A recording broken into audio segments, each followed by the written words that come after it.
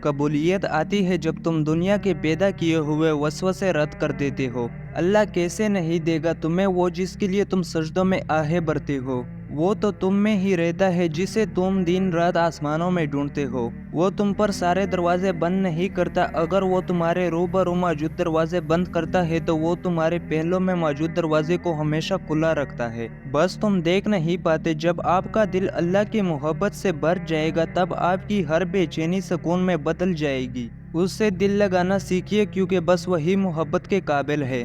انسان جس کو مشکل سمجھ رہا ہوتا ہے اللہ کی نگاہ میں وہ آسانی ہوتی ہے۔ انسان جس کو سزا سمجھتا ہے در حقیقت وہ عطا ہوتی ہے۔ بس وقت کو کچھ وقت دینا ہوتا ہے، پھر پتہ چلتا ہے کوئی دیر تھی ہی نہیں۔ جو دیر تھی وہ تو سراسر خیر تھی۔ یہ کٹن وقت تو بس وقتی ہے، آزمائش جب اللہ نے دی ہے تو اسے نکالے گا بھی وہی۔ تم بس اس پر یقین رکھنا، ایک دن تم اپنی دعاؤں کو جیو گے اور پھر تم کہو گے کہ کتنا مشکل سمجھتا تھا میں اس سے پانا جس کو آج میں نے پا لیا ہے۔ پھر تم یہ سوچ کر شکر ادا کرو گے کہ تم نے اللہ سے مانگنا نہیں چھوڑا۔ اگر چھوڑ دیتے تو کیا انجام ہوتا تمہارا؟ اگر چھوڑ دیتے تو کیا تم دیکھ پاتے یہ معجزہ؟ جب منفی سوچیں دماغ پر حاوی ہونے لگے اور دل پریشان ہو تو اپنی زبان پر رب کا ذکر جاری رکھیں، استغفار اور درود شریف کی تسبیح کرتے رہے، آپ کی ہر مشکل آسان ہو جائے گی۔ جب معاملات تمہاری پہنچ سے نکل جائے تو سب اللہ پر چھوڑ دو، وہ سب کچھ ایسا کرے گا کہ تم کبھی سوچ بھی نہیں سکتے۔ اگر تمہیں ذرا سا بھی اندازہ ہو جائے کہ اللہ تمہارے معاملات کیسے سیدھا کرتا ہے تو یقین مانو تمہارا دل اللہ کی محبت سے پھٹ جائے گا۔ بار بار دل میں ایک ہی دعا کا خیال اتفاق توڑی ہو سکتا ہے۔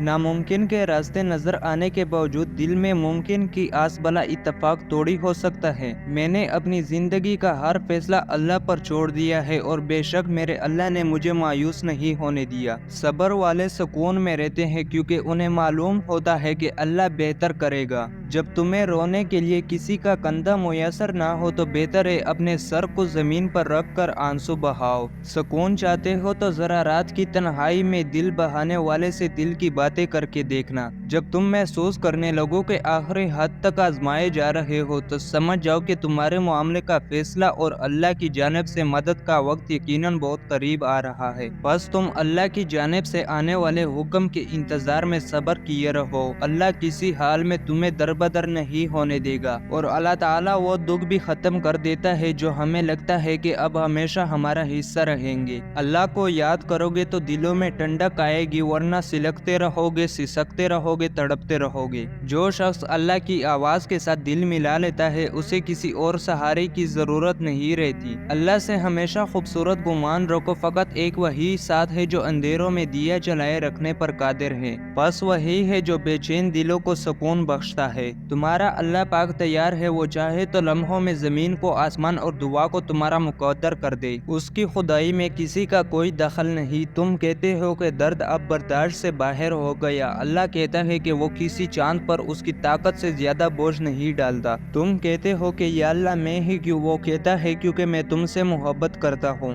اور اللہ جن سے محبت کرتا ہے ان کو ہی آزمائش میں ڈالتا ہے۔ مصیبت میں صبر اور نماز میں دو کنجیاں ہوتی ہے جو آپ کو اللہ کا ساتھ دلواتی ہے، ان کے بغیر یہ ساتھ نہیں ملتا۔ اس لیے کوئی مصیبت آئے تو نماز میں زیادہ توجہ اور لگن ہونا چاہیے۔ مصیبت میں خاموشی کے ساتھ اللہ کی رضا پر راضی ہو کر جو کچھ ہے اس پر شکر کرنا اور اللہ سے آگے اچھی امید رکھنا صحیح معنوں میں صبر ہے۔ جب قبولیت کا وقت آتا ہے اور اللہ کی مرضی تمہارے حق میں ہوتی ہے، یا پھر جب نصیب میں لکھا تمہیں مل رہا ہوتا ہے تو اللہ کن فرماتا ہے اور اس لمحے میں آسمان، ستارے، چاند، سورج، وقت اور قسمت، ہوائیں، بادل، بارشیں، قدرت، کائنات کی سازشیں اور شاید دنیا کا ہر ایک ذرہ مل کر تمہیں تمہاری منزل تک کھینچ لاتے ہیں۔ رکاوٹوں اور مشکلات کے لیے پریشان مت ہو، ان کے پیچھے بھی بہت حکمتیں ہوتی ہے۔ یہ آپ کا راستہ نہیں روکتی بلکہ بہترین راستے پہ لے جانے کے لیے آتے ہیں، اور یہ بات آپ کو کافی سفر مکمل کرنے کے بعد ہی پتہ چلے گی۔ سارے دکھ تین لفظوں پر آ کر ہی ختم ہوتے ہیں، اللہ ہے نا۔